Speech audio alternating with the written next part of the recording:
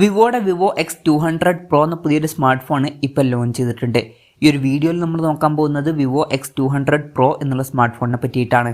ആദ്യം നമ്മൾ ഫീച്ചേഴ്സും കാര്യങ്ങളൊക്കെ നോക്കുകയാണെന്നുണ്ടെങ്കിൽ Vivo X200 Proയിൽ 6.78 ഇഞ്ചിൻ്റെ 1.5K റെസൊല്യൂഷനിൽ വരുന്ന ഡിസ്പ്ലേ ആണ് വരുന്നത്.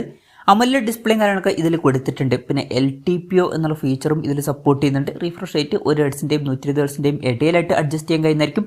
ഇതിൽ മാക്സിമം 120 ഹെർട്സിൻ്റെ റീഫ്രഷ് റേറ്റ് ആണ് സപ്പോർട്ട് ചെയ്യുന്നത്. പഞ്ചോൾ ഡിസൈനും കാര്യങ്ങളൊക്കെ ഈ ഫോണിൽ വരുന്നുണ്ട്. പഞ്ചോൾ വരുന്ന ടോപ്പ് സെൻറ്റർ ഭാഗത്തായിട്ടാണ്. പിന്നെ കർവ്ഡ് ആയിട്ടുള്ള ഡിസ്പ്ലേയും കാര്യങ്ങളൊക്കെയാണ് ഈ ഫോണിൽ കൊടുത്തിരിക്കുന്നത്. 10-bit ഡിസ്പ്ലേ ഒക്കെ ഇതിൽ വരുന്നുണ്ട്. അതുപോലെ തന്നെ ഡോൾബി വിഷൻ്റെ സപ്പോർട്ടും കാര്യങ്ങളൊക്കെ വരുന്നുണ്ട്. പീക്ക് ബ്രൈറ്റ്നസ് വരുന്നത് 4500 നിറ്റ്സ് ആണ്. അപ്പം അത്യാവശ്യം നല്ല ഡിസ്പ്ലേ ഫീച്ചേഴ്സും കാര്യങ്ങളൊക്കെ ഈ ഫോണിൽ വരുന്നുണ്ട് എന്ന് തന്നെ പറയാവുന്നതാണ്. പിന്നെ in display finger print sensor ഇതിൽ കൊടുത്തിട്ടുണ്ട്. IP68, 69 റേറ്റിംഗ് കാര്യങ്ങളൊക്കെ ഇതിൽ സപ്പോർട്ട് ചെയ്യുന്നുണ്ട്. അപ്പം മികച്ചൊരു IP റേറ്റിംഗ് വരുന്നുണ്ട്. ഇനി പ്രോസസ്സറിൻ്റെ കാര്യത്തിലോട്ട് വരികയാണെന്നുണ്ടെങ്കിൽ mediatek dimensity 9400 എന്ന പ്രോസസ്സറാണ് ഈ ഫോണിൽ വരുന്നത്. ഇത് mediatekൻ്റെ ഏറ്റവും ലേറ്റസ്റ്റ് ആയിട്ട് ലോഞ്ച് ചെയ്തിട്ടുള്ള ഫ്ലാഗ്ഷിപ്പ് പ്രോസസ്സറാണ്.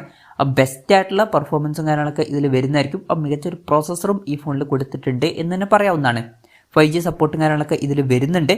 പിന്നെ ബേസ് വേരിയൻറ്റിൽ 12 GB റാമും 256 GB ഇൻറ്റേർണലുമാണ് വരുന്നത്. 16 GB റാമും 512 GB ഇൻറ്റേർണലുമായിട്ട് വരുന്ന വെർഷനും 16 GB റാമും 1 TB ഇൻറ്റേർണലുമായിട്ട് വരുന്ന ഒരു വെർഷനും വരുന്നുണ്ട്. NFC-യുടെ സപ്പോർട്ടും കാര്യങ്ങളൊക്കെ ഇതിൽ വരുന്നുണ്ട്. IR ബ്ലാസ്റ്ററൊക്കെ ഇതിൽ കൊടുത്തിട്ടുണ്ട്. പിന്നെ സ്റ്റീരിയോ സ്പീക്കേഴ്സ് ഈ ഫോണിൽ വരുന്നുണ്ട്. Android 15 ബേസ് ആയിട്ടുള്ള ഒറിജിൻ OS സോഫ്റ്റ്വെയർ ആണ് ഈ ഫോണിൽ വരുന്നത്. ക്യാമറയുടെ കാര്യം പറയുകയാണെന്നുണ്ടെങ്കിൽ ഫോണിൻ്റെ പിന്നിൽ ട്രിപ്പിൾ ക്യാമറ സെറ്റപ്പ് കൊടുത്തിട്ടുണ്ട്. 50 മെഗാ പിക്സലിൻ്റെ സോണി LYT818 സെൻസറാണ് ഇതിൽ വരുന്നത്. പിന്നെ 50 മെഗാ പിക്സലിൻ്റെ അൾട്രാ വൈഡ് ആംഗിൾ ലെൻസും കൊടുത്തിട്ടുണ്ട്. ഇത് കൂടാതെ 200 മെഗാ പിക്സലിൻ്റെ f2.67 അപ്പേഴ്സിൽ വരുന്ന ഒരു പെരിസ്കോപ്പ് ലെൻസും വരുന്നുണ്ട്. ഇതിൽ 3.7x ഒപ്റ്റിക്കൽ സൂമൊക്കെ സപ്പോർട്ട് ചെയ്യുന്നുണ്ട്. പിന്നെ ഫ്രണ്ടിൽ 32 മെഗാ പിക്സൽ സെൽഫി ക്യാമറയും കൊടുത്തിട്ടുണ്ട്. പിന്നെ ക്യാമറ പെർഫോമൻസ് ഒക്കെ ബെറ്റർ ആക്കാൻ വേണ്ടിയിട്ട് വിവോയുടെ V3 ഇമേജിങ്ങും കാര്യങ്ങളൊക്കെ ഇതിൽ കൊടുത്തിട്ടുണ്ട്. അപ്പം ഓൺ പേപ്പർ നല്ലൊരു ക്യാമറ സ്പെസിഫിക്കേഷൻ ഇതിൽ വരുന്നുണ്ട് എന്ന് തന്നെ പറയാവുന്നതാണ്. പിന്നെ വിവോയുടെ X സീരീസിൽ വരുന്ന ഫോണുകളിൽ മികച്ച ക്യാമറ പെർഫോമൻസും കാണാറുണ്ട്. അപ്പം ഈ ഒരു ഫോണിൽ നമുക്ക് ബെസ്റ്റ് ആയിട്ടുള്ള ഒരു ക്യാമറ പെർഫോമൻസ് എക്സ്പെക്റ്റും ചെയ്യാവുന്നതാണ്. ബാറ്ററിയുടെ കാര്യത്തിൽ 6000 mAh ബാറ്ററി ഇതിൽ കൊടുത്തിട്ടുണ്ട്.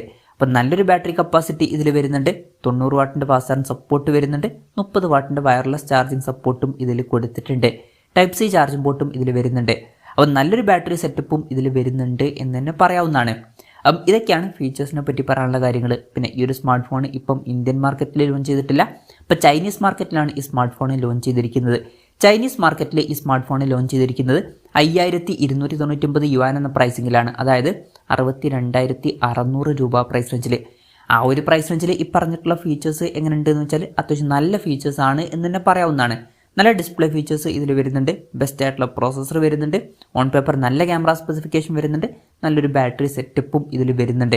അപ്പം മികച്ച ഫീച്ചേഴ്സുമായിട്ട് വരുന്ന ഒരു ഫോണാണ് ഇത് എന്നൊക്കെ പറയാവുന്നതാണ്. ഇനി ഇന്ത്യയിൽ ഈ ഫോണിൽ ലോഞ്ച് ചെയ്യുമെന്ന് വെച്ചാൽ ചിലപ്പോൾ ലോഞ്ച് ചെയ്തേക്കാം. പക്ഷേ അതിനെ പറ്റിയിട്ടുള്ള ന്യൂസുകളൊന്നും ഇപ്പം പുറത്ത് വന്നിട്ടില്ല. അതിനെ പറ്റിയിട്ടുള്ള എന്തെങ്കിലുമൊക്കെ ന്യൂസുകൾ വരികയാണെന്നുണ്ടെങ്കിൽ അതിനെ പറ്റിയിട്ടുള്ള വീഡിയോസൊക്കെ നമ്മൾ ചെയ്യുന്നതായിരിക്കും.